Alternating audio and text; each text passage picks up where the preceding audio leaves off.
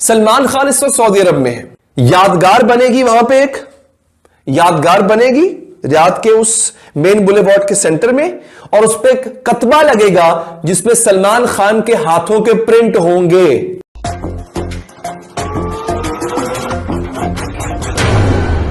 स्वागत तो करो हमारा।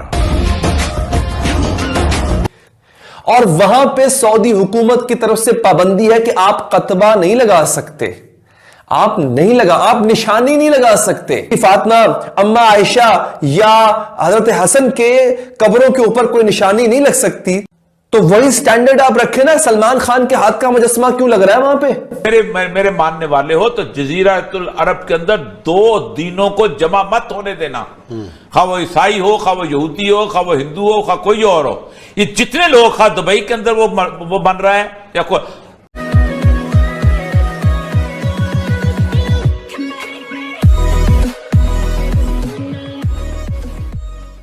नमस्कार दोस्तों, अब यहाँ पर बात हो रही है कि भाई सलमान खान सऊदी अरेबिया में है, और कोई बड़ी बात नहीं है। सऊदी अरेबिया यूएई के अंदर ये सारी एक्टिविटीज़ अब रिपीटेशन में होने वाली है, ठीक है। चाहे सलमान खान का कंसर्ट करवाना हो, या फिर कहे कि वहाँ पर कोई जलसा करवाना हो, या फिर यहाँ पर जो बात हो रही है कि भाई एक यादगार क्रिएट की जा रही है सलमान खान की। अगर ये चीज़ हो, कोई भी चीज़ हो, यहाँ पर सऊदी अरेबिया अपना जो स्टांस था आज से 15, 20, 25 सालों पहले, वो एकदम से चेंज कर रहा है। अब देखिए, चेंज करने के कई सारे रीज़न है। एक रीज़न तो ये है कि ऑयल कब तक चलेगा, जब ऑयल ख़त्म होगा, क्योंकि ऑयल के दम पर ही तो आप सबको झुकाते हो। अगर मान लीजिए कि ऑयल ख़त्म हो गया तो फिर आप अपना ये एटीट्यूड बरकरार नहीं रख पाओगे, और तब तक लेट हो जाएगा रिफॉर्म्स के लिए। तो सही बात यह है कि अभी से रिफॉर्म्स करना शुरू कर दो, तो जब आपका ऑयल ख़त्म हो जाए, भले ही आपके पास पैसे हो, लेकिन आपको निर्भर करना पड़ेगा दूसरे कंट्रीज़ पर, ठीक है। जैसे कि इंडिया के अंदर इन्वेस्ट किया, मान लीजिए कि 100 बिलियन 200 बिलियन इन्वेस्ट किया, तो वहाँ से जो रिटर्न आएगा उसी से सऊदी अरेबिया चलने वाला है। तो अब उनको बदलना पड़ेगा, और ये जो साइन दिखा रहे हैं ना, उसी को लेकर दिखा रहे हैं। इसी के साथ ही वीडियो शुरू करते हैं। सलमान खान इस वक्त सऊदी अरब में है। दो काम करने के लिए गया हुआ है। एक तो अपने फिल्म की प्रमोशन के लिए गया हुआ है, दूसरा इस वक्त सऊदी अरब के अंदर एक रियाज सीजन चल रहा है। जैसे दुबई फेस्टिवल होता है, यादगार बनेगी वहां पे, एक यादगार बनेगी रियाद के उस मेन बुलेवार्ड के सेंटर में, और उस पर एक कतबा लगेगा जिसमें सलमान खान के हाथों के प्रिंट होंगे। और वहां पे सऊदी हुकूमत की तरफ से पाबंदी है कि आप कतबा नहीं लगा सकते, आप निशानी नहीं लगा सकते। वहां पे लोगों को, जो पुराने लोग हैं, उनको याद है जब जन्नतुल बकी में जाते हैं कि अच्छा ये बीबी फातिमा की मरकद है, कि बीबी आयशा की मरकद है, ये इमाम हसन की मरकद है। वहां पे लिखने नहीं देते कि फुला की निशानी के तौर पे कि निशानी याद रहे। लेकिन सलमान खान की यादगार बनेगी और कतबा लगेगा वहां पे। आप बने मॉडर्न, आप सलमान खान को सर पे बिठा लें भाई। आप सलमान खान का, शाहरुख खान का, ब्रैड पिट का, किसी का भी आप मुजस्समा बना के अपने शाही महल पे लटका दें, लेकिन फिर वो बिद्दत सलमान खान के लिए भी रखें ना, स्टैंडर्ड एक रखें। मेरा ये कहना है, अगर जन्नतुल बकी में बीबी फातिमा, अम्मा आयशा या हजरत हसन के कब्रों के ऊपर कोई निशानी नहीं लग सकती, ताकि लोगों को पहचान हो जाए कि अच्छा ये हजरत हसन की कब्र है, ये अम्मा आयशा की कब्र है, ये बीबी फातिमा की कब्र है, तो हुजूर, तो वही स्टैंडर्ड आप रखें ना। सलमान खान के हाथ का मुजस्समा क्यों लग रहा है वहां पे? ये तो है ही हराम। अगर तो आपकी इंटरप्रिटेशन में ये हराम है, तो फिर क्यों लग रहा है? मेरा सवाल यहां पर ये है। अब जनाब, ये रियाज फेस्टिवल जिसके बारे में मैंने आपको बताया, क्या कुछ नहीं होने जा रहा है यहां पे। कॉन्सर्ट्स हो रहे हैं, और कमाल के कॉन्सर्ट्स हो रहे हैं। हॉलीवुड की, बॉलीवुड की बड़ी बड़ी शख्सियात, बड़े बड़े सितारे वहां पर आ रहे हैं। रेड कार्पेट हो रहा है। ये हॉलीवुड की जो शख्सियात और जो खवातीन आ रही हैं, कि बुरके में तो नहीं आ रही ना, ये अबाए में तो नहीं आ रही, जिस लिबास में आ रही होंगी मुझे आपको बताने की जरूरत नहीं है। बॉलीवुड की खवातीन, बॉलीवुड के मर्द जिस लिबास में आ रहे होंगे, मुझे बताने की जरूरत नहीं है। आपने जो हम पे $3 अरब दे के एहसान किया, जिन सख्त शराइत और जिन तहकीर आमेज शराइत के साथ आपने हमें वो $3 डॉलर दिए, हमें पता चल गया कि आप हमारे कितने दोस्त हो। ये पता चल गया, आप जो मर्जी करो। पाकिस्तान में इस इशू को जिंदा क्यों किया जाता है? पाकिस्तान में अजीबोगरीब लोग हैं। या तो आप पाकिस्तान की बुनियादी तसव्वुर से मुनकर हो जाएं, क्योंकि पाकिस्तान भी वैसे ही डेनमार्क की तरह का एक मुल्क है, तो फिर तो ठीक है। तो फिर क्या जरूरत है? मैं भी अपने दादा की जाकर मस्जिद संभालता हूँ अमृतसर में। आप भी अपना कहीं और चले जाएं, रोहतक के सार में चले जाएं, वो चले जाए किसी और जगह, क्या जरूरत थी फिर रहता होने की। मेरे मानने वाले हो तो जजीरातुल अरब के अंदर 2 दिनों को जमा मत होने देना, खा वो ईसाई हो, खा वो यहूदी हो, खा वो हिंदू हो, खा कोई और हो। ये जितने लोग खा दुबई के अंदर वो बन रहा है या कोई प्रॉमिस लैंड के जो लोग कहते हैं ना हमें क्या मसला है, हमें ये तुम सबसे बड़ी बात, मुझे लोग कहते हैं कि जी बाकी मुसलमानों को अपना तकलीफ नहीं होती, मैं कहा ये तो मुझे फख्र की बात है कि मुझे तकलीफ होती है, क्योंकि मैं रसूलुल्लाह सल्लल्लाहु अलैहि वसल्लम की बात मानता हूं। मुझे फख्र करना चाहिए कि बाकी सारे मुसलमान जिल्लत में हैं, बाकी मुसलमान सोए हुए हैं, पाकिस्तान जाग रहा है। मुझे फख्र होना चाहिए कि क़यामत के दिन मैं इज्जत से जाऊंगा, मुझे फख्र होना चाहिए कि मैं अल्लाह का सुरखरू होगा। तुम ये मेरे लिए लानत बनाते हो, उन लोगों पर लानत और उन लोगों पर बरसेगी कि जो लोग सुरखरू नहीं होंगे क़यामत के दिन और जो रसूलुल्लाह की बात को नहीं। इंडिया ने ये फैसला किया है कि वो यूएई से, यूनाइटेड अरब एमिरेट से 2 lakh KG 2 lakh kilogram gold खरीदने लगा है। यानी इसको आप कह लें 200 ton gold from UAE. India ने ये ऐलान किया है। अच्छा, इसमें जो उनके यूनियन मिनिस्टर हैं पीयूष गोयल, उन्होंने ये अनाउंस किया है। तो ये 2 लाख केजी 2 लाख किलोग्राम सोना जो कि यूएई से इंडिया ख़रीदने लगा है, वो इंडिया के अंदर ही उसकी डिस्ट्रीब्यूशन होगी। ठीक है, जाहिर है कि उसके अपने जो भी जितनी भी खपत होती है उसके मुल्क के अंदर गोल्ड की वो होगी। और इसमें सबसे बड़ी बात यह है कि ये एक एग्रीमेंट के अंडर ख़रीदा जा रहा है। और वो एग्रीमेंट हमने उसके पर बात की थी कुछ दिन पहले जब वो एग्रीमेंट हुआ था, और वो इंडिया और यूएई के बीच एग्रीमेंट ये था कि इंडिया ज़्यादा से ज़्यादा गोल्ड इंपोर्ट करेगा यूनाइटेड अरब एमिरेट्स से, क्योंकि यूनाइटेड अरब एमिरेट्स ने भी बहुत बड़ी वहाँ पर इन्वेस्टमेंट की है। लेकिन इसके साथ वो यानी यूएई इंडिया को ये एक सहूलत देगा कि उस पर कम से कम टैक्सेस और जो भी इंपोर्ट ड्यूटी और जो भी होता है वो बहुत कम आएगा। तो अब इंडिया जो गोल्ड ख़रीद रहा है वो इसी तरीके से बहुत सस्ते दामों ख़रीद रहा है। यानी उसको जो सहूलियात दी जा रही हैं वो बहुत ज़बरदस्त एक उसको ये फैसिलिटी दी जा रही है। क्या तो 200 टन से ज़्यादा गोल्ड की बात हुई थी कि 200 टन अगर गोल्ड ख़रीदा जाएगा तो उसके ऊपर ये तमाम फैसिलिटीज़ दी जाएंगी। तो यही वजह है कि अब हम देख रहे हैं कि 2 लाख किलोग्राम सोना वहाँ से ख़रीदा जाए। चाइना को हमारी फौज नहीं मारेगी। चाइना की जो सप्लाई चेन है वो जिस दिन डिसरप्ट होगी उस दिन चाइना चीखेगा। वो जिस दिन सप्लाई चेन डिसरप्ट होगी वो चाइना की असली चीखें तब निकलेंगी। और उस पर काम चालू है। आईफोन सब आ रहे हैं इधर धीरे धीरे धीरे। आप देखिएगा अगले 2-3 साल में आपको खबरें मिल जाएंगी कितने कितने ब्रांड चाइना से यहाँ पे आ गए इंडिया।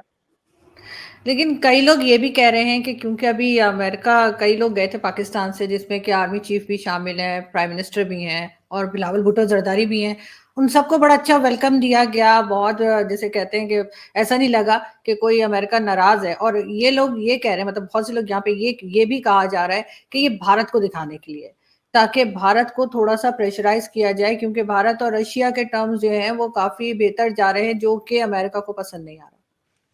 इसका मतलब पाकिस्तानी ये बात मानते हैं आरजू जी कि पाकिस्तान को जो इज्जत मिलती है वो भी भारत के लिए मिलती है, भारत की वजह से मिलती है ना। आपने जर्मनी की बात करी, जर्मनी जो इज्जत दी वो इसलिए दी क्योंकि अफगानिस्तान की वजह से आर्मी चीफ को आपकी इज्जत दी भारत की वजह से। ये कैसी बात है? ये फॉरेन पॉलिसी कोई होती है?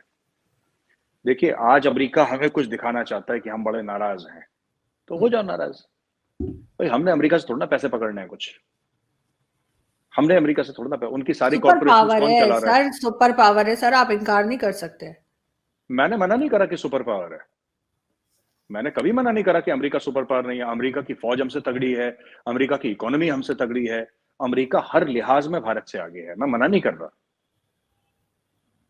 पर मैं कह रहा हूं कि भारत ऐसी चीजों से प्रेशर में नहीं आता है। भारत आज तक प्रेशर में नहीं आया अर्जुन जी। भारत के पास जब खजाने में कुछ नहीं था, भारत का खजाना बिल्कुल लुट पिट गया था, सिर्फ $1 अरब थे, बस $1 बिलियन, भारत तब नहीं झुका इनके सामने। हमारा वो कल्चर है ही नहीं अर्जुन जी, हमारा नहीं है कल्चर, ये नहीं होता भारत में। कोई भी हो, कोई भी सरकार हो, डॉक्टर मनमोहन सिंह नहीं झुके, डॉक्टर मनमोहन सिंह नहीं झुके, कांग्रेस के थे वो नहीं झुके, वो 10 साल। और मोदी जी गर्दन उतार देंगे उसकी, ये तो और एग्रेसिव है मोदी जी। और डॉक्टर मनमोहन सिंह तो बिल्कुल गऊ थे, बेचारे शरीफ आदमी, इकोनॉमिस्ट थे। Modi ji is very aggressive, आप कोई करके देखे तो खाल उतार देंगे उनकी। यूक्रेन की जंग शुरू हुई है, यूक्रेन की जंग आज शुरू हुई है। तमाम यूक्रेन में दूर जो सरहदी इलाके, उनसे दूर इलाकों में पुतिन ने कुछ 84 से 100 के करीब मिसाइल दाग दी हैं। ठीक है, और मैं ये बात क्यों कह रहा हूं कि आज यूक्रेन की जंग शुरू हुई है, वॉल स्ट्रीट जर्नल को देख लें। Russia unleashes biggest barrage of strikes on Ukraine since invasion से आज तक जो कुछ पुतिन ने किया उस सबसे पहला, आज सबसे बड़ा स्ट्राइक्स से बिगेस्ट पूरे के पूरे यूक्रेन। और क्यों? इसलिए कि वो जो किरिश का ब्रिज था जो कि दहशतगर्दी में पुतिन ने कहा कि जिसको यूक्रेन की फौजों ने दहशतगर्दी की, और वो जो ब्रिज जो क्रीमिया तक आ रहा था मॉस्को से, पूरे उन्होंने जनाब जो है वो यूक्रेन के ऊपर बॉम्बिंग, ये मिसाइल्स। अब यहां नहीं समझ में, एयर डिफेंस सिस्टम जो था उनका, वो कह रहे हैं मैं एडवांस्ड एयर सिस्टम दें, यूक्रेन के लोग जेलेंस्की कह रहे हैं। ये जर्मन चांसलर को उन्होंने कॉल की है, अब उन्होंने प्रेसिडेंट मैक्रोन को कॉल की है, वो मिसाइल गिरना शुरू हो गए हैं पूरे यूक्रेन में। ठीक है, जंग यानी आप यूं समझे जंग आज शुरू हुई है। ठीक है, इंडिया ने जीसीसी से ट्रेड करने का डिसीजन लिया है। जी हाँ, गल्फ कंट्री जो कि ऑयल प्रोड्यूसर्स हैं, इसके दरमियान सबसे प्लस पॉइंट ये है कि वो फ्री ट्रेड है। क्या समझते हो कि कौन सा मुल्क ज्यादा ताकतवर है, पाकिस्तान या फिर इंडिया? पाकिस्तान, क्योंकि पाकिस्तान के पास सबसे बड़ी ताकत इस्लाम है। क्या कहना चाह रहे हो, हमारे मुआशी हालात इंडिया से अच्छे हैं या बुरे हैं? हमारे बहुत अच्छे हैं इंडिया से। क्योंकि कैसे अच्छे? वहाँ पे बहुत ज्यादा गुर्बत है। जो बंदा दीन इस्लाम पे चलने वाला ना, वो बंदा 2 नंबर नहीं हो सकता। जो दुनिया कह रही है हमें, हम पर, समझ रहे हो कोई कर्जा नहीं दे रहा हमें। अब हम अगर इंडिया से मुकाबला करें तो आप ऑलमोस्ट हम लोग जीरो हैं। मजा आया। चावल की एग्जांपल ले लें कि एक टाइम तक सऊदी अरेबिया हमसे चावल लेता था पाकिस्तान से, अब वो टोटल चावल वो ले रहा है इंडिया से। अब उसकी वजह क्या है? उसकी वजह यह है कि यहाँ से अब वो क्या चावल बेचते बेचते बीच में टोटा मिक्स करने शुरू कर दिया है। क्या बोला तूने? चावल बेचते बेचते बीच में टोटा मिक्स करने शुरू कर दिया है। ठीक है, वो 1 दफ़ा 2 दफ़ा बर्दाश्त किया उन्होंने, हमको ब्लैक लिस्ट करके अब इंडिया से सारी कर रहे हैं। पाकिस्तान को इंडिया जो है हर जगह पे आपको पता है उनका इमेज हमारा ख़राब कर रहे हैं, हमारे नेगेटिव पॉइंट्स को लीक कर रहे हैं। कौन लीक कर रहा है? India definitely. रिसेंटली यूएन में एक ऑडियो लीक हुई जिसकी वजह से आपको पता है कि पाकिस्तान का वो नाम इमेज खराब करने। क्या वो बात सच नहीं थी? नहीं सच थी। जो ऑडियो लीक जो दिखाई गई है, क्या वो सच नहीं? बिल्कुल सच नहीं है। अबे साले तभी और अभी तो रुको, जब हमारे वज़ीर-ए-आज़म खुद जाके कह देंगे हमें फंडिंग दो, हमने टेररिज्म कंट्रोल करनी है, तो ये भी अब इंडिया का हाथ मुलविस है। जब यहाँ पर श्रीलंकन टीम आई थी, हम लोगों ने कहा कि उन पर अटैक इंडियंस ने करवाया, हालांकि अपने बंदे हम लोग के मुलविस थे, क्या उसमें भी इंडिया इन्वॉल्व था? जब भी यहाँ पर कोई भी हमारे कुछ भी यहाँ पर गलत होता है, हम कह देते हैं इंडिया का नाम हम लगा देते हैं। आप मानते हैं कि इंडिया हमसे ज्यादा तरक्की कर रहा है? नहीं, हम ये नहीं मानते। मुस्तकबिल 5G लॉन्च हो गया, हमारे इधर 4G चल रहा है। और अगर मैं आपको बताऊं कि वो अगर इसरो जो उनका जो स्पेस टेक्नोलॉजी है वो मार्स पर चले गए, मार्स से भी आगे चले गए। मेरी बात सुने, हमारा एक मुल्क जो है ना, एक एटमी ताकत है, आपको पता है ना? एक एटम आपको रोटी खाने के लिए ना, वो तो तबाही है। इस मुल्क के पास इतनी एनर्जी वाला वो एटमी बम है, वो किस तरह कमजोर हो सकता है? अब आप मानते हो कि नहीं मानते कि इंडिया तरक्की कर रहा है? पाकिस्तान आपकी बात है, बिल्कुल ठीक है, आपने बोल ली है कि आपने ठीक है, बिल्कुल है जी। वो भाई को समझ आ गई है।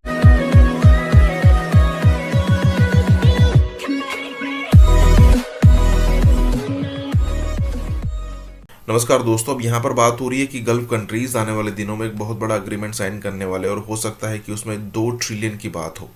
देखिए, एक चीज़ मैंने पिछले दिनों ही पढ़ी थी कि अरब कंट्रीज जो कि ऑयल पर निर्भर करते हैं सबसे ज़्यादा, अब देखिए दुनिया में डिमांड तो कम हो रही है ऑयल की, ठीक है, तो इस सिचुएशन में वो क्या करेंगे कि इंडिया जैसे कंट्रीज़ के लिए स्पेशल वीज़ास मतलब प्रिपेयर करेंगे कि भाई अगर इंडियंस यहाँ पर आते हैं, तो जैसे ईयू में कैसे होता है कि आप एक यूरोपियन कंट्री में जाओगे तो सारे यूरोप के कंट्रीज़ में आपको एक्सेस मिल जाएगा, आप घूम पाओगे।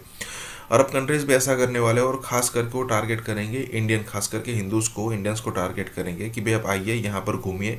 तो होता है ना कि वो एक टूरिस्ट वाला एक स्पॉट बनाने की ट्राई करेंगे, क्योंकि देखिए ऑयल की डिमांड जब कम हो जाएगी तो उनके पास जो बचा हुआ पैसा है वो तो इंडिया जैसे कंट्रीज़ में इन्वेस्ट करके पैसा कमाएंगे, डिविडेंड गेन करेंगे और लाइफस्टाइल मेंटेन करेंगे, लेकिन मल्टीपल सोर्स होने चाहिए पैसे के। तो यहाँ पर यही बात हो रही है कि आने वाले दिनों में गल्फ कंट्रीज़ या फिर अरब कंट्रीज़ की तरफ से ऐसे ऐसे ऑफर्स हमें मिलने वाला है कि इंडियन सोचेंगे कि भाई अचानक से क्या चेंज हो गया, इसी के साथ ही वीडियो शुरू करते हैं। हम पाकिस्तान की बात करें तो पाकिस्तान ने हिस्ट्री में कभी भी किसी मुल्क के साथ फ्री ट्रेड एग्रीमेंट साइन नहीं किया। अगर हम इंडिया की बात करें, इंडिया ने गल्फ कंट्री के साथ पहले किया, फिर उसके बाद यूरोप और अब यूके के साथ। आपको क्या लगता है कि डे बाय डे उनकी अपनी पॉलिसीज इतनी अच्छी हो रही है कि दुनिया उनके साथ ट्रेडिंग के लिए रजामंद हो रही है? आज पाकिस्तान में क्या चल रहा है? पाकिस्तानी हालात में आपके सामने ही है। क्या लगता है कि हमारे पॉलिटिक्स इस तरफ पॉलिसीज़ पे काम क्यों नहीं करते? एक्चुअली बड़ा अच्छा आपने इशू ये स्टार्ट किया है, मुझे बड़ा पसंद है इस पर बात करना।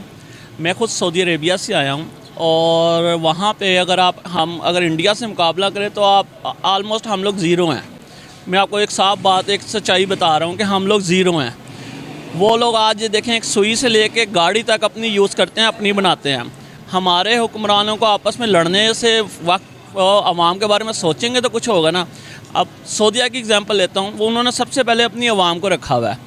उनके इस टाइम 90+% जो लोग हैं वो अपने जो हुक्मरान उनको लाइक करते हैं। क्यों? वो उनको सबसे पहले फर्स्ट प्रायोरिटी पे रखते हैं। हमारे हुक्मरान यहाँ पे आप देख लें, कोई हाल नहीं है, कुछ नहीं है। अभी मैं अपनी एग्जांपल देता हूँ, मैंने शूज़ लिया, कल उसने कहा था मैं एक्सचेंज कर दूँगा अगर साइज़ पे इशू आया, और आज देखें वो मुकर गया, कहता जी मैंने कहा ही नहीं था। आज का मेरा आपसे सवाल यह है, हमारी जो GCC है, जो हमारी गल्फ कंट्रीज काउंसिल है, वो फ्री ट्रेड एग्रीमेंट कर रहे हैं इंडिया के साथ, भारत के साथ। पाकिस्तान को रिजेक्ट कर दिया गया है, पाकिस्तान से किसी भी किस्म का बिजनेस करना पसंद नहीं किया जा रहा। क्या वजह लगती है? पाकिस्तान की कम्युनिटी छोटी है, इसलिए जो है ना वो पाकिस्तान के साथ करते नहीं। इंडिया में कम्युनिटी बहुत ज़्यादा बड़ी है और ऑलमोस्ट सारी अच्छी कंपनीज जो हैं इंडिया में काम कर रही हैं, जिसकी वजह से वो उनको प्रेफर करते हैं।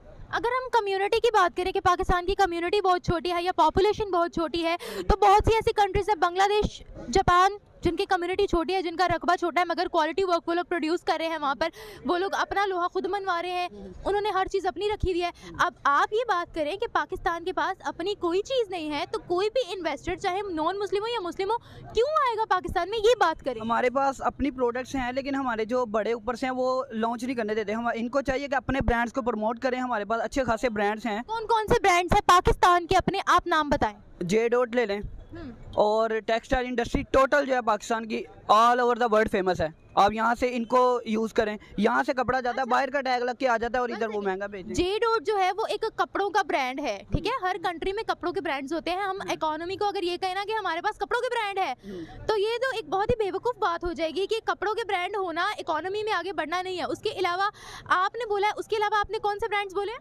कौन से? टेक्सटाइल का आपने, मेरा ख्याल है, हाँ, टेक्सटाइल का एक वाहिद शोबा था जो पाकिस्तान की इकोनॉमी को सपोर्ट कर रहा था। बट टेक्सटाइल में भी हम लोग अब जो है उसमें भी डाउनफॉल आ गया है। टेक्सटाइल में भी इंडिया नंबर ले गया है। नहीं, ऐसी बात नहीं है। हमारे यहाँ से चीनी जो है जा रही है, चावल जा रहे हैं हमारी, और भी काफ़ी कपास वगैरह जा रही है।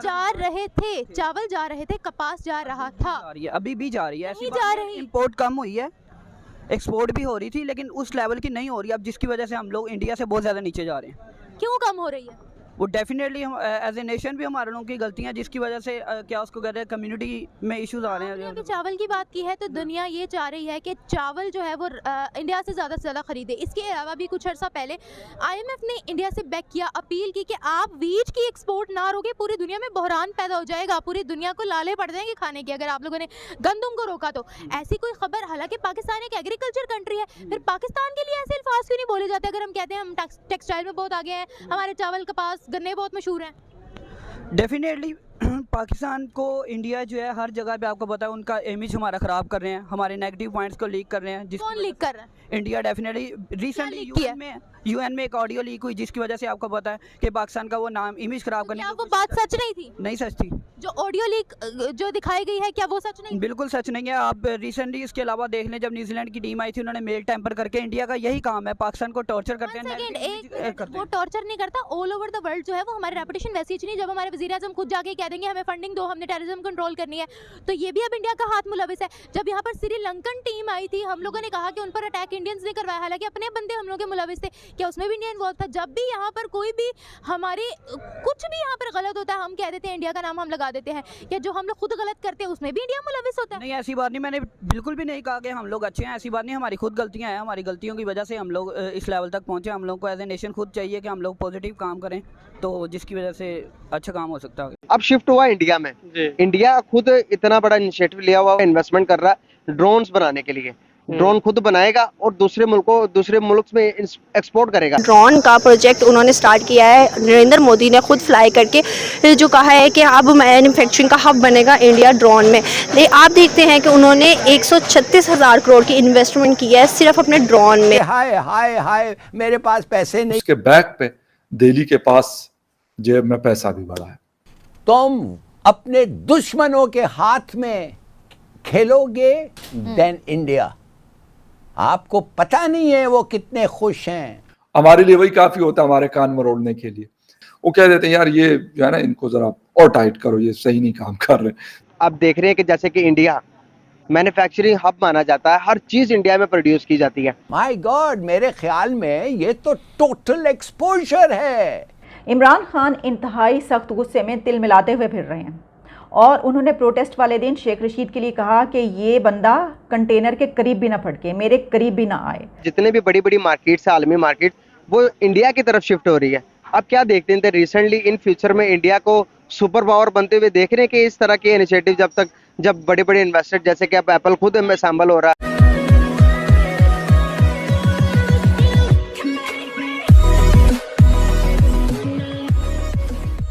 नमस्कार दोस्तों, अब हर रोज़ इंडिया को अगर आप देखो तो हर रोज़ कोई ना कोई बड़ी न्यूज़ आती रहती है।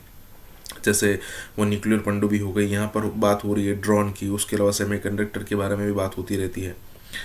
तो कहने का मतलब ये है कि यहाँ पर ड्रोन की बात हो रही है कि जो इंडिया है अब ड्रोन बनाने के मामले में, ड्रोन मैन्युफैक्चरिंग के मामले में अब हब बनने वाला है। और एक समय था जब इंडिया के पास ड्रोन की कोई टेक्नोलॉजी थी नहीं, और आज हमारे पास सब कुछ है, तो वो चीज़ें होने वाली है और पूरी दुनिया अब जो है वो इंडिया से ड्रोन या फिर कहे कि मेक इन इंडिया वाले ड्रोन्स परचेज करेगा। ठीक है, मतलब 2014 से इतनी स्पीड में अब काम हो रहा है इंडिया के अंदर, क्या अब पाकिस्तान जैसे कंट्रीज़ को या फिर आसपास के जितने भी कंट्रीज़ है, छोटे कंट्रीज़ है, उनके लिए मीटअप करना बहुत ही मुश्किल होता जा रहा है, खास करके पाकिस्तान के लिए। अब पाकिस्तान के लिए इंडिया एक ऐसा कंट्री हो गया जैसे उनके लिए यूरोपियन कंट्री हो गए। मतलब किसी भी टाइप से मैच नहीं, और इंडिया के अंदर इंफ्रास्ट्रक्चर इतने बड़े लेवल पर ग्रो कर रहा है जैसे पाकिस्तान की फटी पड़ी है। इसी के साथ ये वीडियो शुरू करते हैं। जैसे कि इंडिया मैन्युफैक्चरिंग हब माना जाता है, हर चीज इंडिया में प्रोड्यूस की जाती है। लॉकडाउन की वजह से चाइना की इकोनॉमी बिल्कुल गिर चुकी है, एकदम से गिर चुकी है। अब लॉकडाउन उधर लगा तो इसका बेनिफिट हो रहा है इंडिया को जी। अब ड्रोन पहले बनते थे सारे, DJI का एक बहुत बड़ा ब्रांड है ड्रोन का, आपको मालूम ही होगा, वो भी चाइना में बनता था। अब शिफ्ट हुआ इंडिया में। इंडिया खुद इतना बड़ा इनिशिएटिव लिया हुआ, इन्वेस्टमेंट कर रहा है ड्रोन्स बनाने के लिए। ड्रोन खुद बनाएगा और दूसरे मुल्क में एक्सपोर्ट करेगा। कितना बड़ा आप समझ रहे इनिशिएटिव है ये इंडिया के लिए? इंडिया के लिए बहुत अच्छा इनिशिएटिव है, लेकिन ये दूसरे मुल्कों के लिए एक मतलब एक सोचने का बात है कि आप देखें, अगर एक इंडिया चीज़ टेक्नोलॉजी प्रोड्यूस कर रहा है तो उसके पास उसका बैक एंड पे उसके पास सॉफ्टवेयर भी होंगे, उसकी चीज़ें भी होंगी, तो वो उसको मैनेज करेगा। तो यानी कि उसके पास सारा डाटा होगा। अगर वो पाकिस्तान में आते हैं ड्रोन्स, तो इसका मतलब है कि वो पाकिस्तान के हर एरिया में देख रहा होगा। तो अच्छा, मतलब कि आप ये कह रहे हो कि उसके अंदर कोई ऐसी टेक्नोलॉजी यूज होगी कि वो जैसे इसराइल में, जैसे इसराइल के पास ये जो आपकी लेटेस्ट इंफॉर्मेशन टेक्नोलॉजी, जितने भी आपकी जो सैटेलाइट टावर्स और वगैरह जो भी आप ये देखें ना, ये जो जैमिंग टावर होते हैं, इनकी जो बैक एंड टेक्नोलॉजी इसराइल के पास है। तो जो अगर आप कोई जैम करते हो ना, जैसे फोन जैम होते हैं, जैसे आपके सिग्नल जैम होते हैं, इसराइल वगैरह के पास एक खास टेक्नोलॉजी होती है जिसकी वजह से वो उस जैमिंग को किसी स्पेसिफिक फोन के ऊपर वो जैमिंग खत्म कर सकते हैं। तो इसी तरह इंडिया भी वो जो ड्रोन्स आप कह रहे हो, तो वो अगर प्रोड्यूस करके अगर पाकिस्तान में भी एक्सपोर्ट होते हैं, मिडिल ईस्ट में होता है, तो वो फिर वो बैक एंड पे वो चीजें देख सकते हैं। पहले ये ड्रोन मैन्युफैक्चर होते थे चाइना में। चाइना में अभी 0 लॉकडाउन लगा हुआ है, जिसकी वजह से जितने भी बड़ी बड़ी मार्केट्स है, आलमी मार्केट, वो इंडिया की तरफ शिफ्ट हो रही है। अब क्या देखते हैं रिसेंटली इन फ्यूचर में इंडिया को सुपर पावर बनते हुए देख रहे हैं कि इस तरह के इनिशिएटिव जब बड़े बड़े इन्वेस्टर जैसे कि अब एप्पल खुद में शामिल हो रहा है, टेस्ला खुद जा रहा है इंडिया, टाटा उनकी अपनी इलेक्ट्रिक व्हीकल है वो खुद बन रही है। तो क्या देख रहे हैं आप इंडिया को इन फ्यूचर कैसा होगा? मैं ये समझता हूँ कि इंडिया ने काफ़ी ज़्यादा ग्रो किया है रिसेंटली काफ़ी हमें, और ये कह लें कि मैं ये समझता हूँ कि वो अपने इकोनॉमी पॉइंट ऑफ व्यू से काफ़ी ज़्यादा जो है ना आगे जा रहे हैं। और मैं ये समझता हूँ कि पाकिस्तान को भी शायद इससे सबक सीखना चाहिए। वो हर मुल्क चाहता था चाइना में इन्वेस्ट करे, लेकिन आज जो इंडिया है हमारा हमसाया मुल्क, वो बहुत ज़्यादा तरक्की कर रहा है। लेकिन आप देख सकते हैं कि ड्रोन का प्रोजेक्ट उन्होंने स्टार्ट किया है, नरेंद्र मोदी ने खुद फ्लाई करके जो कहा है कि अब मैन्युफैक्चरिंग का हब बनेगा इंडिया ड्रोन में। लेकिन आप देखते हैं कि उन्होंने 136,000 करोड़ की इन्वेस्टमेंट की है सिर्फ अपने ड्रोन में। आप क्या सोचते हैं एज़ कम्पेयर टू पाकिस्तान? इस सिनेरियो में कहीं नज़र नहीं आता। इवन पाकिस्तान की इकॉनमी अभी तक स्टेबल नहीं हो सकी 1947 के बाद। क्या वजह लगती है? इसकी वजह ये है कि पाकिस्तानी जितने भी पॉलिटिशियन, जितने भी जब से पाकिस्तान बना हुआ है आज तक जितने भी पॉलिटिशियन आए, किसी ने भी पाकिस्तान का नहीं सोचा। जैसे नरेंद्र मोदी है, वो इंडिया का सोचता है, प्योर इंडियन है, वो इंडिया की ही इकॉनमी के बारे में सोचता है और इंडिया की ग्रोथ के बारे में सोचता है। अगर हम भी सारे पाकिस्तान के बारे में सोचें तो हम भी बहुत ज़्यादा तरक्की कर सकते हैं।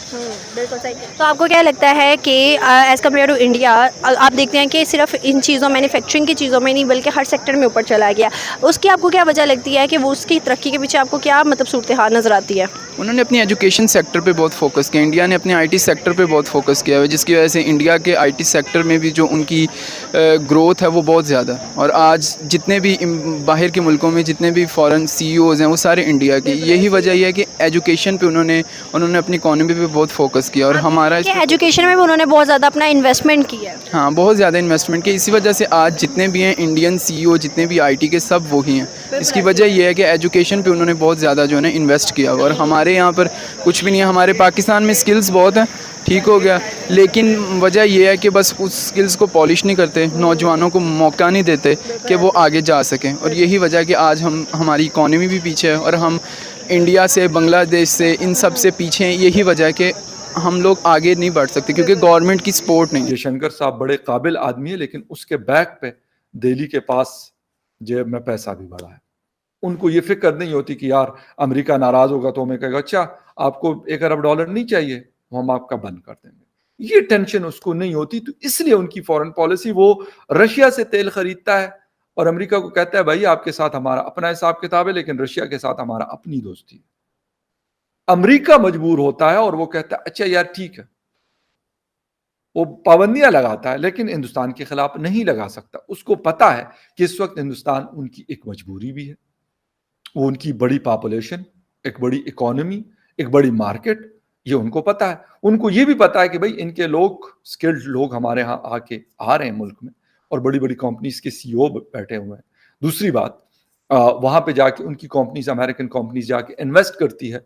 दूसरी बड़ी चीज, बहुत बड़ा वेपन खरीदने वाली मार्केट है दुनिया की। हर मुल्क की नजरें होती है कि यार 75 से 78 बिलियन डॉलर का weapon, it's not a joke.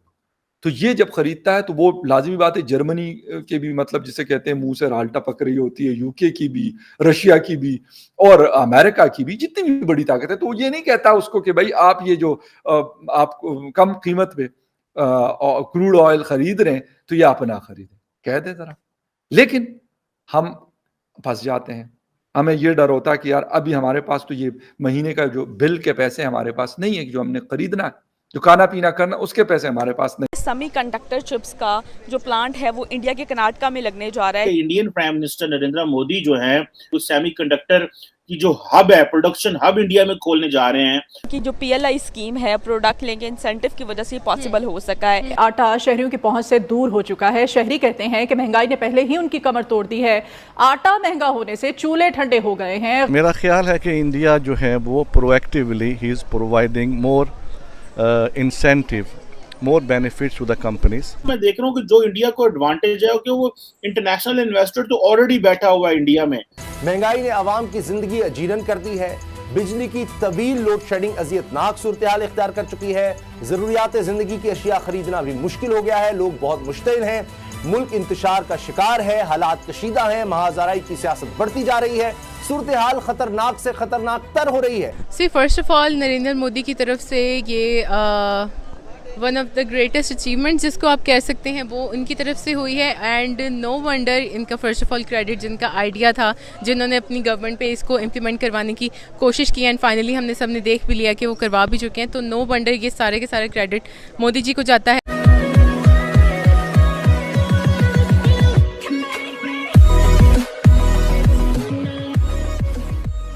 नमस्कार दोस्तों, अब यहाँ पर बात हो रही है सेमीकंडक्टर्स के बारे में। हम सबको पता है कि भाई सेमीकंडक्टर्स के अंदर जो मोनोपोली है वो ताइवान की है। उसके अलावा चाइना ने भी यहाँ पर मैन्युफैक्चरिंग की ट्राई की, लेकिन सबसे ज़्यादा जो मोनोपोली आज भी है वो ताइवान की है। और इवन ताइवान भी अब ये चाहता है कि हमारा जो ये मैन्युफैक्चरिंग जो यूनिट्स है वो हम इंडिया में भी खोलें। इसीलिए आपने पिछले दिनों न्यूज़ सुनी होगी कि वेदांता और एक ताइवानी कंपनी है, दोनों मिलकर यहाँ पर पहले कर्नाटक में होने वाला था, फिर शायद गुजरात में हो गया और फिर वो डिले भी हुआ है। कहने का मतलब यह है कि तकरीबन 1.5 लाख करोड़ 20 बिलियन के आसपास की यहाँ पर अमाउंट है जो आने वाले दिनों में यहाँ पर लगाई जाएगी। और अब दोनों ऐसा लग रहा है कि दोनों पार्टनर सब अलग अलग ढूंढेंगे, मतलब दोनों ही अब सोचेंगे कि कोई दूसरा पार्टनर हो जो एक्सपीरियंस्ड हो सेमीकंडक्टर की इंडस्ट्री में। यहाँ पर यही बात हो रही है कि कैसे इंडिया ट्रांसफॉर्म हो रहा है, कैसे अलग अलग जगहों पर जहाँ पर उसकी मोनोपोली नहीं है वहाँ पर खुद ये बन रहा है, दूसरे कंट्रीज़ को मजबूर कर रहा है टेक्नोलॉजी ट्रांसफ़र करने के लिए, और कोई भी यहाँ पर दूसरे कंट्री की शर्त मानी नहीं जा रही है। इसी के साथ ये वीडियो शुरू करते हैं। आप सबको पता है कि इस्राइल सेमीकंडक्टर कंपनीज जो हैं वो ज्वाइंट वेंचर करने जा रही हैं और वो इंडिया के कर्नाटका में सेमीकंडक्टर प्लांट चिप्स जो है उनका प्लांट लगाने जा रही हैं। एक बहुत बड़ी अचीवमेंट है जिससे बहुत ज़्यादा जॉब्स जो हैं जनरेट होंगी। बहुत बड़ी अचीवमेंट है और ये सिर्फ इसलिए पॉसिबल हो सका कि इंडिया की गवर्नमेंट जो है उन्होंने PLI scheme, product link incentive जो है मुतारिफ करवाई सेमीकंडक्टर में। बहुत अरसा पहले नरेंद्र मोदी जी की गवर्नमेंट ने मोबाइल मैन्युफैक्चरिंग में PLI स्कीम मुतारिफ करवाई थी। उसके बाद इंडिया का जो मोबाइल मैन्युफैक्चरिंग सेक्टर है वो पहले रैंक पर स्टैंड कर रहा है आज की डेट में, और आने वाले टाइम में ये लग रहा है सेमीकंडक्टर की फील्ड में भी इंडिया जो है पहली रैंक पर स्टैंड करता हुआ नजर आ रहा है मैन्युफैक्चरिंग के मामले में। इस हवाले से क्या कहना चाहेंगे कि सेमीकंडक्टर चिप्स का जो प्लांट है वो इंडिया के कर्नाटका में लगने जा रहा है, क्या कहेंगे? अच्छा, first of all this is no amazement, no wonderment. India में माशाल्लाह मुझे पता है बुरा लगने वाला कुछ लोगों को, बट स्टिल जहाँ पे तारीफ़ करनी चाहिए, अप्रिशिएट करना चाहिए, वहाँ पे करना चाहिए। बहुत तेज़ी से माशाल्लाह इंडिया प्रोग्रेस कर रहा है, तो it's no wonder India deserve करता है। इंडिया की मार्केट बहुत अच्छी है और इंडिया ने ये चीज़ अचीव करने के लिए आज जिस पॉइंट पे वो हैं, इतनी अचीवमेंट जहाँ पे हुई है, इतनी प्रोग्रेस जो हुई है, वो उन्होंने डिज़र्व करते थे, उन्होंने मेहनत की है। एक रात में कुछ भी नहीं हो जाता। देखिए अब पाकिस्तान के साथ अब इसको कंपेयर करके देख लो, हम पाकिस्तान अभी तक वहीं पे हैं। वो दिन ब दिन दिन रात लगाकर काम कर रहे हैं। मोदी की गवर्नमेंट में ऐसा हो रहा है, हमें नज़र आ रहा है ईजिली कि उन्होंने कितनी बेटरमेंट की है, अपने मुल्क के लिए कितना ज़्यादा कुछ किया है। तो हम क्या है, हम इधर बैठ के लड़ रहे हैं एक दूसरे से, हमारी कुर्सी हमें दे दो, हमने यहाँ पे बैठना है। तो वो देखें कहाँ से कहाँ पहुँच गए हैं और हम देखो यहाँ से यहाँ रह गए। So it's an amazing opportunity for India as well, but this is no wonderment. वो ये डिज़र्व करते थे और फाइनली अगर इनको इस चीज़ का फल मिल रहा है तो I think this is no amazement, they deserve it man. ये नरेंद्र मोदी की गवर्नमेंट और उनकी जो PLI स्कीम है, प्रोडक्ट लिंक इंसेंटिव की वजह से पॉसिबल हो सका है, जो सेमीकंडक्टर प्लांट्स के लिए उन्होंने मुंतखब किया था ये स्कीम। क्या कहना चाहेंगे आप उनकी स्कीम के हवाले से, और उनकी ये इस जो प्लांट उधर लग रहा है इस सबका क्रेडिट किसको जा रहा है, और स्कीम के बारे में क्या कहेंगे? See first of all Narendra Modi की तरफ से ये one of the greatest achievement जिसको आप कह सकते हैं वो उनकी तरफ से हुई है। एंड नो वंडर इनका फर्स्ट ऑफ ऑल क्रेडिट, जिनका आइडिया था, जिन्होंने अपनी गवर्नमेंट पे इसको इम्प्लीमेंट करवाने की कोशिश की, एंड फाइनली हमने सबने देख भी लिया कि वो करवा भी चुके हैं। तो नो वंडर ये सारे के सारे क्रेडिट मोदी जी को जाता है। उनके आगे से जो वर्कर्स वगैरह हैं और उसको जिस चीज़ मतलब सब ने मिल के इसको अचीव करने की कोशिश की है, इसको फाइनलाइज कर दिया है, तो ये क्रेडिट सारा उनको जाता है, no doubt, undoubtedly. Mobile manufacturing में PLI स्कीम एक बार मुतारिफ करवाई गई थी और आज जो है इंडिया मोबाइल मैन्युफैक्चरर का पहला कंट्री बन चुका है, पहले नंबर पर आ गया, उसने चाइना को भी बीट कर दिया। मेरा ख्याल है कि इंडिया जो है वो proactively he is providing more incentive, more benefits to the companies. They are giving the opportunity to invest and help them with the $10 billion. And although in Pakistan is not providing them much facilities, but I think they should, for the sake of the Pakistani young people, they should provide better opportunities to the foreign investors so that they can invest money over here, and bring these new technologies. Because if the semiconductors are produced in Pakistan, that will be exported to all over the world, and they will bring more revenue to the country, more foreign revenue, foreign exchange that Pakistan is struggling with. Narendra Modi जो है वो कोई बड़ा जो है वो business करने जा रहे हैं, कुछ सेमीकंडक्टर की जो हब है, प्रोडक्शन हब इंडिया में खोलने जा रहे हैं, और सुनने में आ रहा है कि वो गवर्नमेंट जो है वो $10 बिलियन के इंसेंटिव दे रही है ताकि जो ग्लोबल चिप मेकर्स है उनको अट्रैक्ट कर सके। तो बिल्कुल, अभी आपने सुना होगा दिसंबर की ही बात है जब PLI जिसे हम कहते हैं प्रोडक्शन लिंक्ड इंसेंटिव्स, वो सेमीकंडक्टर और चिप्स में भी लाए गए।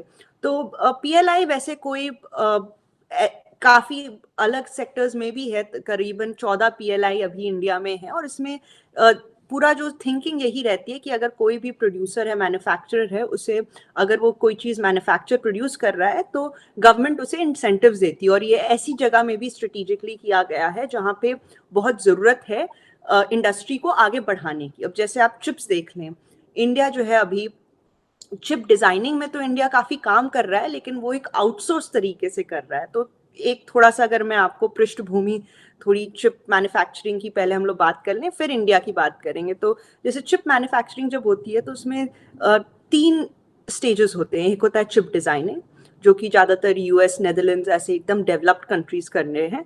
फिर होता है चिप मैन्युफैक्चरिंग, जो जैसे कि आपको पता ही होगा ताइवान, चाइना, यहाँ सब हो रहा है, जहाँ पे जो एक टेक्निकल नो हाउ भी है और एक तरीके की आपको चीप लेबर भी मिलता है।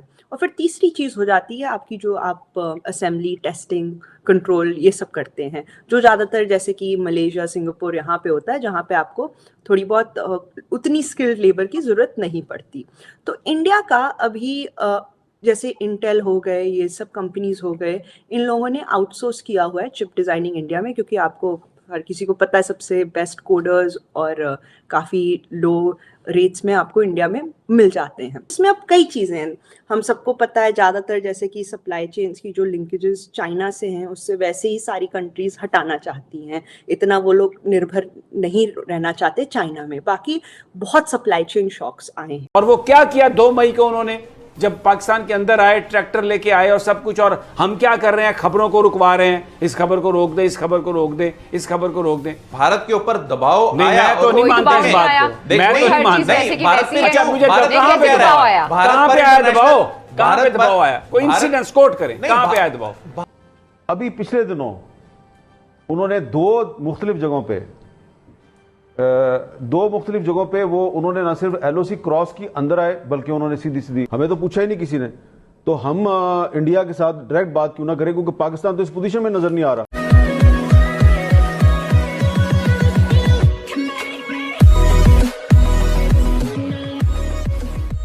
नमस्कार दोस्तों, अब यहाँ पर बात हो रही है कि भाई इंडिया जब चाहेगा आपको पेल के चला जाएगा, मतलब आपको मार के चला जाएगा, जो पिछले 2 सर्जिकल स्ट्राइक में हो चुका है। इंडिया जब चाहेगा तब ऐसी सिचुएशन करेगा, लेकिन आपसे बात नहीं करेगा। मतलब ये भी देखने वाली बात है कि इंडिया को ज़रूरत नहीं है। देखिए, अगर हम पाकिस्तान के साथ ट्रेड शुरू करते हैं तो वो ट्रेड हमारा 1% से भी कम होगा। हालांकि इंडिया के अंदर 140 करोड़ की पॉपुलेशन है, तो वो 1% से जो कम क्या भी ट्रेड होगा ना, वो भी हज़ारों लोगों को यहाँ पर इम्पेक्ट करके जाएगा कि भाई उससे कई लोग कमाएंगे। लेकिन अब सबसे बड़ी बात यहाँ पर यह है कि भाई सबसे पहले मेरा देश है, उसके बाद ये सारी चीज़ें होती हैं। अब यहाँ पर बात दरअसल ये है कि भाई इंडिया जब चाहता है तब अंदर घुस जाता है, जब चाहे तब यहाँ पर अननोन गनमैन आ जाते हैं। कई बार ऐसी सिचुएशन हो जाती है कि भाई हमें पता ही नहीं चलता, बाद में पता चलता है कि ये सारी जो हरकतें थी वो इंडिया की थी, लेकिन इंडिया बात नहीं करना चाहता। मतलब इनडायरेक्टली सारी हरकतें बाय इंडिया हो रही है, यही बात हो रही है। इसी के साथ ही वीडियो शुरू करते हैं। ये बात कर रहे हैं कि वो ये कह रहे हैं कि वज़ीर-ए-आज़म साहब की बात से ये तासुर आता है कि जैसे उनको पता ही नहीं कुछ चीज़ हो रही है। ये जो तासुर गया है और जिस पे लोगों ने डिबेट करना शुरू किया, आपको लगता है ये तासुर सही है? ये तासुर नुकसानदेह है, इसमें कोई शक नहीं है। ये तासुर नुकसानदेह है और ये तासुर पैदा हुआ है तो समी साहब जैसे जहांदीदा जो शख्स हैं, तज्जियाकार हैं, उन्होंने ये बात रखी है। ये तासुर नहीं होना चाहिए था। आपने कहा कि पाकिस्तान ने कहाँ गिव अप किया? भाई 4 महीने पहले आप कह रहे हैं मोदी एक फैशिस्ट है, 4 महीने आप कह रहे हैं पहले कि ये RSS जो है उसकी जो सोच है वो इस खित्ते को जंग में लेके जा रही है। आप कश्मीर के अंदर जो मजालिम है उनको आप हाईलाइट कर रहे हैं। अचानक आपने ऐसा रिवर्स गियर लगाया और आपके वज़ीर ख़ारजा कह रहे हैं कि 370 पाकिस्तान का, ये इंडिया का इंटरनल मामला है। फिर उसके बाद आप ये कह रहे हैं कि जी 370 को छोड़ें, 35A जो है वो यानी जो जिस आप सेटलमेंट की बात कर रहे हैं, 1.5 लाख से ज़्यादा वो डोमिसाइल इशू कर चुके हैं भारत वाले।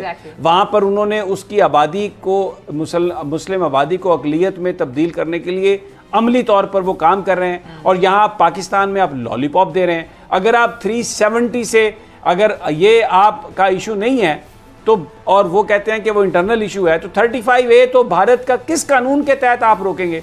35A की तो बुनियाद ही 370 है। तो ये तो लॉलीपॉप है ना सारे का सारा कि जी वो सेटलमेंट से रुक जाएंगे। कैसे सेटलमेंट से रुकेंगे? और वो क्या किया 2 मई को उन्होंने, जब पाकिस्तान के अंदर आए, ट्रैक्टर लेके आए और सब कुछ, और हम क्या कर रहे हैं? खबरों को रुकवा रहे हैं, इस खबर को रोक दें, इस खबर को रोक दें, इस खबर को रोक दें। भाई भारत की जो नीयत है, मुझे तो इसमें कोई शुबा नहीं कि नरेंद्र मोदी मर जाएगा, कभी कश्मीर के मामले पर उसकी सोच ऐसी नहीं होगी, आउट ऑफ द बॉक्स सोच भी ऐसी नहीं होगी कि वो इस मसले को हल करना चाहे। आप भी मानते हैं, कोई शक नहीं है कि उन पर दबाव आया, भारत के ऊपर दबाव नहीं, आया? मैं तो नहीं मानता इस बात को, मैं तो नहीं मानता। भारत में मुझे कहां पे दबाव आया? कहां पे आया दबाव? कहां पे दबाव आया? कोई इंसिडेंट्स कोट करें, कहां पे आया दबाव? भारत चाह रहा है ये टॉक्स, पाकिस्तान नहीं चाह रहा। कहां पे इंडिकेशन? भारत ये चाह रहा है। आप मुझे ये बताएं कि कहां से एस्टैब्लिश हो रहा है? अगर भारत चाह रहा है तो भारत अब क्यों बैकआउट कर रहा है? भारत कहां बैकआउट कर रहा है? भारत ने कहां कहा है? लाइन ऑफ कंट्रोल की सूरत हाल, इमरान खान साहब ने बात की, उससे अच्छा आप मुझे एक बात बताएं, लाइन ऑफ कंट्रोल की सूरत हाल पे फरवरी के बाद से अब तक अमन और सुकून है क्या? ये भारत की मर्जी के बगैर हो रहा है? ये कैसे हो रहा है? सारा तो वो, लेकिन उनको तो फायदा है ना इस बात का। बात अगर मान ली जाए तो फिर इसी तरह एक्सपोज करते रहते हैं मीडिया पर बैठकर, और या दूसरा हाल ये है कि जंग लगा देते हैं। जंग कर सकते हैं आप, मुतामिल हो सकते हैं दोनों मुल्क, इसका हल यही है। अल्टीमेटली मुज़ाकरात है, अल्टीमेटली तो समी साहब, अल्टीमेटली तो मुज़ाकरात से ही होना है ना, और मुज़ाकरात से पहले ट्रैक 2 होने हैं, और ट्रैक 2 हो रहे हैं, इसमें कोई एब्नॉर्मल बात नहीं है। आपको इसमें कोई एब्नॉर्मल लग रही है तो वो बताएं आप। हमें बातें चल रही हैं, अचानक इंडिया पाकिस्तान टॉक्स के ऊपर जब ये सीज़फायर अनाउंस हुआ तो उसके बाद हमने देखा कि अगले दिन यूएई के फॉरेन मिनिस्टर एक दिन के दौरे पे दिल्ली में आप पहुंच गए। फिर हमें बताया गया कि जी यूएई वालों ने बड़ा रोल अदा किया। ये चीज़ें हुकूमत वक्त के लिए बहुत बड़ा डिज़ास्टर भी साबित हो सकती हैं कि पॉजिटिव भी हो सकती हैं। पहली बात तो यह है कि ये बहुत सेंसिटिव इशू है, और इसमें यहाँ पे इस्लामाबाद, रावलपिंडी में या लाहौर में जो बातें बताई जाती हैं, ग्राउंड रियलिटी उनसे बिल्कुल मुख्तलिफ है। यहाँ पर यह बताया जाता है जी कि ये जो पाकिस्तान और इंडिया के दरमियान फरवरी 2021 में जो सीज़ फायर एग्रीमेंट हुआ है, इसके बहुत अच्छे नताइज निकल रहे हैं, बड़ा ज़बरदस्त है जी, इसके बाद सब कुछ ठीक हो गया। लेकिन अभी पिछले दिनों उन्होंने दो मुख्तलिफ जगहों पे वो उन्होंने ना सिर्फ LOC क्रॉस की अंदर आए, बल्कि उन्होंने सीधी सिविलियन आबादी पर फायरिंग भी की है। ठीक है जी, आपके फॉरेन ऑफिस ने उसको कंडेम किया। हम बार बार कर रहे हैं, आप रिस्पॉन्ड बैक करें, आपने रिस्पॉन्ड बैक नहीं किया। अब अगर आप रिस्पॉन्ड बैक नहीं करें तो इसका मतलब यह है कि आप शायद किसी मजबूरी में आप सीज़ फायर को कामयाब बनाना चाह रहे हैं, या आप पर कहीं से कोई प्रेशर है। तो जो ग्राउंड रियलिटी है वो बिल्कुल डिफरेंट है, यहाँ जो बातें होती हैं वो बिल्कुल डिफरेंट है। और अब तो इंडियन एक्सप्रेस ने बड़ी सी हेडलाइन लगाई, Pakistan violated seize fire agreement. मैं सिर्फ इंफॉर्मेशन शेयर कर रहा हूँ। श्रीनगर में जो APHC के जो मॉडरेट लोग हैं, उनके साथ इंडिया ने एंगेजमेंट करने की कोशिश शुरू कर दी है।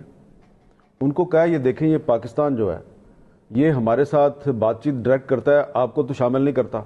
आप कहते हैं हमें शामिल करो, आप हमारे से डायरेक्ट बात करें। तो उन्होंने अब सलाह मशवरा शुरू कर दिया कि यार वाकई ये जो सीज़ फायर एग्रीमेंट हुआ है फरवरी में, हमें तो पूछा ही नहीं किसी ने, तो हम इंडिया के साथ डायरेक्ट बात क्यों ना करें, क्योंकि पाकिस्तान तो इस पोजीशन में नजर नहीं आ रहा। और ख़ास तौर पे जो पाकिस्तान के मीडिया के जरिए जो खबरें फैलाई गई हैं, उसके बाद अगर APHC इंडिया के साथ डायरेक्ट बातचीत शुरू कर दे बायपासिंग पाकिस्तान, तो आपको सरप्राइज नहीं होना चाहिए। सबसे इंपॉर्टेंट बात यह है कि इंडिया जो है वो अब राजी हो गया है पाकिस्तान से बात करने के लिए। हम तो पहले भी बात करना चाह रहे थे, इंडिया नहीं मान रहा था, और इंडिया के मानने की वजह इंटरनल भी है, रीजनल और एक्सटर्नल भी है। क्या गवर्नमेंट और फौज इस मामले में एक ही पेज पे हैं, अप्रोच पे? क्योंकि उसकी पॉलिटिकल कीमत तो सिविलियन गवर्नमेंट को पड़ सकती है। देखिए, अगर आप ये कह रहे हैं कि दोनों मुज़ाकरात इवेंचुअली चाहते हैं, तो ये तो प्राइम मिनिस्टर ने 10 दफ़ा कहा है, बल्कि इवन रिसेंटली कहा। एक चीज़ जो बदली है, आमिर भाई ने भी कहा कि इंडिया मुज़ाकरात नहीं चाहता था, आ गया है। जब से स्टेटस बदला गया था तब से हम मुज़ाकरात के लिए तैयार नहीं थे, हम भी मान गए हैं। ठीक है, हमने कहा था पहले ये बाइडेन का फर्क पड़ा है, बाइडेन एडमिनिस्ट्रेशन का आना और ये सारी चीजें। देखिए ये इस्लामाबाद तो ये सोचता है, ये इस्लामाबाद की सोच बता दूं, पिंडी क्या सोचता है मैं बड़ा क्लियर नहीं उस बारे में, बड़ा हमने कोशिश की थी जानने की कि क्या सोच रहे हैं, वाई मिले ना उनसे पूछे ना, मिलके पूछे, हमें इस्लामाबाद का ख्याल है कि शायद वो अपने आप को समझ रहे हैं कि हम फंस गए, एक बंद गली में आ गए।